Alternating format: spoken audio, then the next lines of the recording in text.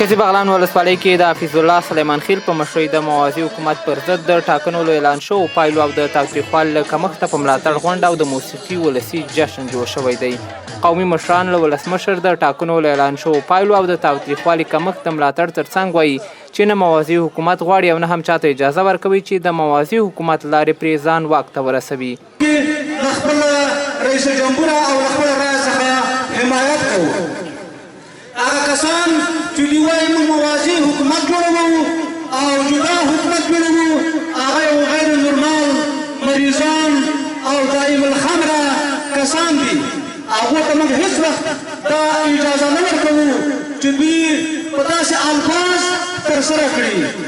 نو هم موږ دوی ته یوه ثابته کړې ده.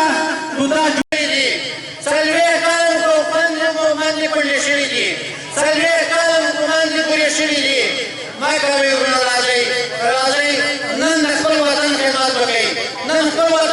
قومي مشران وایي چې که هره سیاسي ډله په خپله خوښه کابینه اعلان کړي نو دا به هیواد کې کړکېچ زیات کړي. دوی همداراز وایي چې ځینې بهرنۍ کړۍ د افغانستان په سیاسي چارو کې په لاسوهنې سره غواړي چې هیواد د یو لوی بحران په لوري بوځي، خو په خبره یې چې دا اجازه به څوک ورنه کړي. لنه حکومت نه دغه کم او کاسیزه حکومت لري، دا هم ډېره ښه ده، دا هم قابل تایید ده موږ او تاسو ته.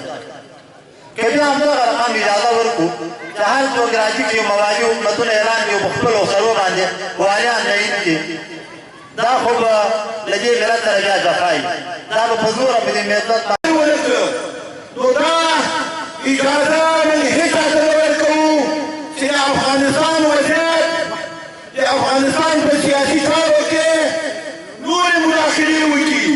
که احیانا د افغانستان بېعزتي غواړي، د افغانستان رنګزدي غواړي، بیا به د پنځه اووم کال سره مخامخ شي چې دا به په آینده کې ځای کولاب او تاجکستان. په همدې حال کې هغو ځوانانو چې د تاوتریخوالي د کمښت په اړه په دې غونډه کې برخه اخیستې ټینګار لري چې د دولت جوړونکي ټیم د ملاتړ او د ټاکنو کمیسیون د اعلان شویو پایلو د ننګې لپاره دلته سر راټول شوي دي. یوازینی هدف دوه هدف دي چې یو د سولې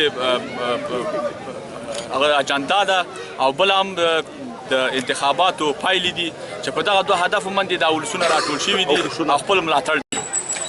زموږ د راتګ اصلي موخه دا ده چې د ټاکنو له اعلان څخه ملاتړ وکړو او د وروستي اقدامات چې ګواکې موازي حکومتونه جوړي کې دا وغندو او همداراز د تاوتریخوالي کمښت.